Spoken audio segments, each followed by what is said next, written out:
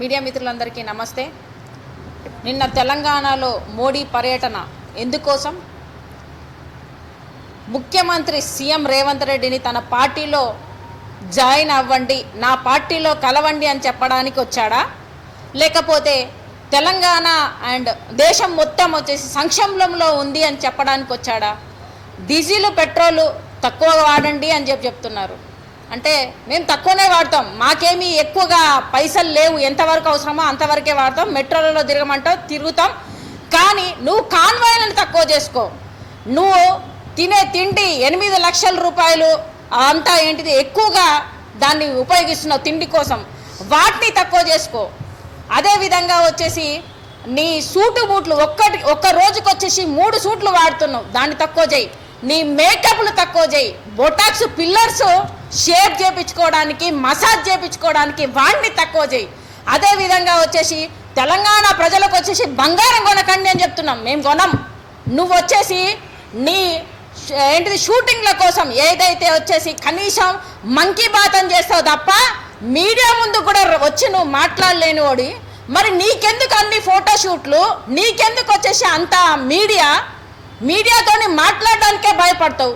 మేమన్నీ తక్కువ చేసుకుంటాం. మరి ఈ రోజున నువ్వు వచ్చేసి కనీసం బేటీ బచావో అని చెప్పేసి నువ్వు బండి సంజయ్ కుమారుడైన సాయి భార్గవ అనే భగీరథ అనే అతని ఫోక్సో కేసు ఉంది. కనీసం మీ పార్టీలో బేటీ బచావో అనే నిదానాన్ని పెట్టుకొని నీ పక్కనే బండి సంజయ్ని ఎందుకు బర్తరఫ్ చేయలేదు? నీ ప్రోగ్రాంలో తనని ఎందుకు పక్కన నిలబెట్టుకొని వచ్చేసి కూర్చోబెట్టుకొని ఈరోజు తెలంగాణలో వచ్చేసి ఏంటిది మా పార్టీలోకి చేరండి అనే దాంట్లో చెప్తున్నావు. అంటే ఈ రోజున వచ్చేసి బీజేపీ ప్రభుత్వము కాంగ్రెస్ ప్రభుత్వం మీరిద్దరు ఒకటేనా? అందుకేనా వచ్చేసి కాంగ్రెస్లో ఉన్న ఏంటిది మన రేవంత్ రెడ్డి కూడా వచ్చేసి నవ్వుకుంటూ నాకు కిషన్ రెడ్డి ఫ్రెండే, బండి సంజయ్ ఫ్రెండే, అందుకే ఈ రోజు వచ్చేసి 3 నెలలు కేసు వచ్చేసి ఫైల్ చేయమన్నా ఫైల్ చేయకుండా వచ్చేసి వాళ్ళను ముప్పు తిప్పలు పెట్టావు. ఆ అమ్మాయి 17 సంవత్సరాల అమ్మాయి రేప్ జరిగింది అని చెప్పేసి వాళ్ళ తల్లిదండ్రులు వచ్చినా కూడా మేము వచ్చేసి ప్రోగ్రాంలో సూసైడ్ చేసుకుంటాం మోడీ అని చెప్పేసి మోడీ ప్రోగ్రాంలో చేసుకుంటాం అంటే అప్పుడు కేసు బుక్ చేస్తారా? అంటే ఈరోజు తెలంగాణలో బీజేపీ కాంగ్రెస్ ఒకటే అని చెప్తున్నారు. రేపొద్దున ప్రజలందరూ మనం తెలుసుకోవాల్సింది, నువ్వు డైరెక్ట్గా వచ్చేసి ఈరోజు ప్రధానమంత్రి గారే వచ్చేసి నేను వచ్చేసి గుజరాత్లో ఎలా అయితే నేను డెవలప్మెంట్ కోసం డబ్బులు ఇచ్చానో ఇక్కడ కూడా అలా ఇవ్వాలి అంటే నువ్వు నా పార్టీలో చేరాలి, లేకపోతే అంతకుముందు చంద్రబాబును ఎలా అయితే కేసులలో ఇరికిచ్చానో నిన్ను కూడా ఇరికిస్తాను అని చెప్పకనే చెప్పి ఈ రోజులో బీజేపీలో చేరు అని చెప్పేసి బెదిరించి వెళ్ళిపోవడానికి వచ్చాడు. అంతే తప్ప ఈ రోజు వచ్చేసి తేజస్వి సూర్య మన తెలంగాణ అమరవీరులు వచ్చేసి త్యాగాలు చేస్తే మన తెలంగాణ వస్తే పాకిస్తాన్తో పోల్చిన వాడిని కనీసం సారీ కూడా చెప్పించలేకపోయానని చెప్పుకోవడానికి వచ్చావా? దేనికి వచ్చావు తెలంగాణకు? ఒకటి చెప్తున్నావు, నువ్వు కనీసం వచ్చేసి ఇప్పుడు వచ్చి కూడా నువ్వు ఎలాగో వచ్చావు, కనీసం వచ్చి దీని గురించి సారీ చెప్పించడం కానీ బండి సంజయ్ని నీ పార్టీలో ఉన్న అతన్ని కూడా బేటీ బచావో అనే దాంట్లో ఉండి కూడా నువ్వు ఆ నినాదానంతో తనను పక్కన పెట్టుకొని చేస్తున్నావు. అంటే ఈరోజు బేటీ బచావో కాదు, బేటీ పచావో అనే దాంట్లో నువ్వు పనిచేస్తున్నావు. ఎందుకంటే బీజేపీ ప్రభుత్వాలు ఏ రాష్ట్రాలలో అయితే అధికారంలో ఉన్నాయో ఆ రాష్ట్రాలలో వచ్చేసి మహిళల మీద ఎంత అత్యాచారాలు జరుగుతున్నాయి. మీ పార్టీ నేతలు ఉరికించుకుంటూ వచ్చేసి అమ్మాయిలను రేప్ చేస్తున్న దృశ్యాలు, అమ్మాయిలను వడ్డలు మానభంగాలు ఏ విధంగా చేస్తున్నారో అని ఈరోజు మనము చూస్తూనే ఉన్నాం. అదేవిధంగా మోడీ మీద వచ్చేసి సుబ్రహ్మణ్య స్వామి బీజేపీ పార్టీకి చెందిన అతనే, తను కూడా వచ్చేసి ఉమనైజర్ అని చెప్పింది వాస్తవం కాదా? అదేవిధంగా వచ్చేసి నీ భక్తురాలైన మధు కిస్కర్ అనే తను భక్తురాలు, ఏంటిది మోడీ గారు వచ్చేసి సీఎంగా ఉన్నప్పుడు తను మోడీ భక్తురాలు. అదే గుజరాత్లో తను రచయిత, తనే చెప్పింది మోడీ ఒక ఉమనైజర్ అని చెప్పేసి. అదే విధంగా ఎఫ్స్టీమ్ ఫైల్స్ అది కూడా చూస్తున్నాం. అంటే ఈ రోజున నేను బీజేపీ ప్రభుత్వంలో ఉండి నేను మొత్తాన్ని దేశాన్ని సర్వనాశనం పట్టించినాను, మహిళను వచ్చేసి కనీసం లేకుండా చేశాను, ఎక్కడికక్కడ రేప్ కేసులు మర్డర్ కేసులు అయినా కానీ ఈ రోజున నేను పట్టించుకోలేదు. మీరు తెలంగాణలో కూడా నాకు ఓటేయండి, నేను ఈ విధంగానే చేస్తాను చెప్పుకోవడానికి వచ్చావా? సిగ్గుందా? నీకు అసలు ప్రధానమంత్రిగా ఉండే అర్హత ఉందా అని చెప్పేసి మేము అడుగుతున్నాం తెలంగాణ ప్రజలుగా. తెలంగాణ కొట్లాడి తెచ్చుకున్నాం, కనీసం తెలంగాణను పాకిస్తాన్తో పోల్చినప్పుడు ఒక మాట కూడా మాట్లాడినాడు. నువ్వు ఎందుకు వచ్చావు తెలంగాణకు? అందుకే వచ్చేసి ఆమ్ ఆద్మీ పార్టీ నుంచి మేము మిమ్మల్ని అడ్డుకోవడం జరిగింది. ఖచ్చితంగా చెప్తున్నాను, తెలంగాణలో మత చిత్తులతో వచ్చేసి మీరు ఏదైనా చెయ్యాలి అనుకుంటే మీ ఆటలు సాగవు మోడీ. మేము ఖచ్చితంగా చెప్తున్నాం, ఈ రోజున మేము వచ్చేసి తెలంగాణ ఎంత మాకు ఇంపార్టెంట్ అనుకున్నామో, మేము ఇక్కడ హిందూ ముస్లిం అదే వచ్చే క్రిస్టియన్ అందరం బాయి బయలు అందరూ అదే విధంగా మత కలవలు లేకుండా మేము అందరం ఒకటిగా ఉంటాము. మీరు మమ్మల్ని వచ్చేసి ఈ విధంగా ఏది చెయ్యలేరు.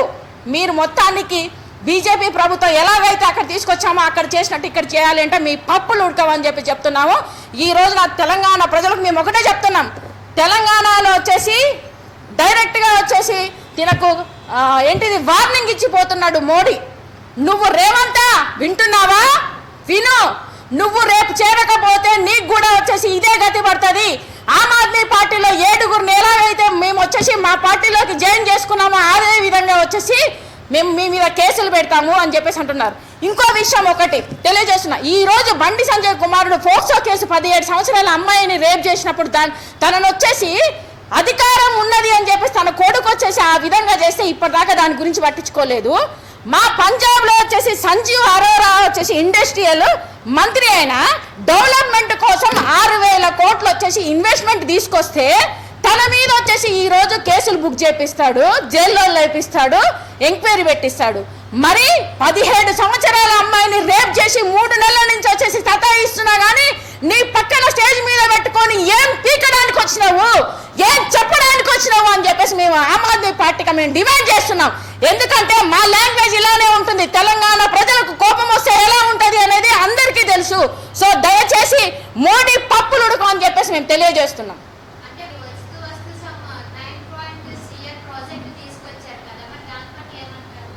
9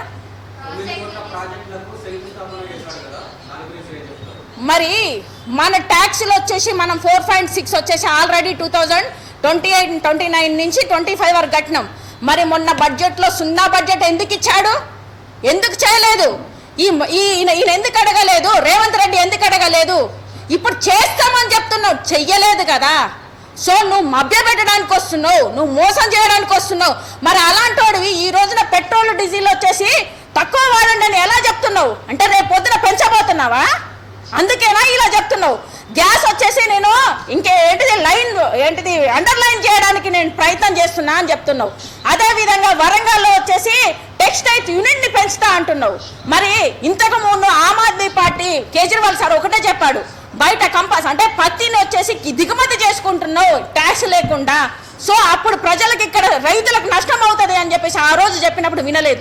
ఈ రోజు ఏ విధంగా అంటే మళ్ళీ టెక్స్టైల్ అని పెట్టేసి పత్తి రైతులను పత్తి పండించండి, తర్వాత వచ్చేసి మేము వచ్చేసి దిగుమతి చేసుకుంటాం విదేశాల నుంచి, ఇక్కడ పత్తి పండించిన రైతులను సూసైడ్ చేసుకోవాలా? దేనికోసం? నువ్వు అంతకుముందు ఇప్పుడు చేసి ఉంటే ఇప్పుడు ఈ రోజున ఇక్కడ పెడతా అని చెప్పేసి రావాలి తెలంగాణలో, అది వరంగల్లో అంటున్నావు.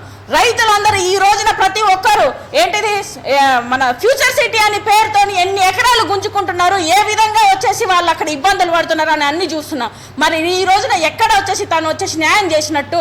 ఇంతకుముందు నిజంగానే తను వచ్చేసి మన ట్యాక్సులు మనకి ఇస్తే మనం అడగొచ్చు. గుంటు సున్నా తీసుకొచ్చిన ఈ మంత్రులు ఏం చేశారు? పక్కన కూర్చొని సప్పట్లు కొట్టుకుంటూ నవ్వుతున్నారు. దానికోసమా? నా ఫ్రెండ్స్ అని చెప్పేసి ముఖ్యమంత్రి చెప్తున్నారు, దానికోసమా? ఎందుకు అడగలేదు? మా ట్యాక్సులు మాకు ఇవ్వండి అని ఎందుకు అడగలేదు? ఈ రోజున ఓటుకు నోటు కేసులో వచ్చేసి ఈ విధంగా ఉండి రేపు పొద్దున బెదిరిపోవడానికే కదా ఆయన, అందుకే కదా బెదిరిస్తున్నారు. నువ్వు చేరకపోతే నీకు కూడా ఇదే గతి. చంద్రబాబు నాయుడుకి ఎలా అయితే నేను బెదిరించి నా పార్టీలోకి జాయిన్ చేయించుకున్నాడు, నిన్ను కూడా అలానే చేస్తా అని చెప్పి చెప్తున్నాడు కదా. మరి ఏ విధంగా అనుకుంటాం? తెలంగాణకి ఎక్కడ వచ్చేసి తను న్యాయం చేసినట్టు? బేటీ బచావో అన్నప్పుడు మరి పక్కనే ఒక రేపిస్టుకు సంబంధించిన రేప్ చేసిండు ఒక తండ్రి, అదే పార్టీలో ఉండి ముఖ్యమైన స్థానంలో ఉన్న అతన్ని పక్కనే కూర్చొని ఏ విధంగా వచ్చేసి ఈ మాటలు మాట్లాడతారు? అంటే బేటీ బచావో అనేది ఓన్లీ రాజకీయం కోసమా? ప్రజల కోసం కాదా? ప్రజల కోసం అయితే తన్ని వెంటనే డిస్మిస్ ఎందుకు చేయలేదు? ఆయన ఎందుకు బర్తరఫ్ చేయలేదు? నువ్వు ఎందుకు పక్కనే కూర్చొని పెట్టి మాట్లాడుతున్నావు అని మేము ఆమ్ ఆద్మీ పార్టీ నుంచి డిమాండ్ చేస్తున్నాం. నీకు చేతనైతే ఫస్ట్ వాళ్ళను బేటీ బచావో అంటే నువ్వు ఫస్ట్ వాడిని సస్పెండ్ చేయాలా. సస్పెండ్ చేసిన తర్వాత ఏదైతే 17 సంవత్సరాల ఆ అమ్మాయిని వచ్చేసి అది సామాన్య ప్రజలకు ఎలాగైతే శిక్షలు ఉంటాయో ఈయనకు కూడా అదే విధంగా చేయాలి. వెంటనే అది ఆ అబ్బాయి మీద కేసేసి ఆ ఏదైతే సుమోటోగా తీసుకొని ఏదైతే సామాన్య ప్రజలకు ఎలా ఉంటుందో ఆ విధంగా వచ్చి చేయకపోతే ఆమ్ ఆద్మీ పార్టీ ఖచ్చితంగా ధర్నాలకు దిగుతుంది.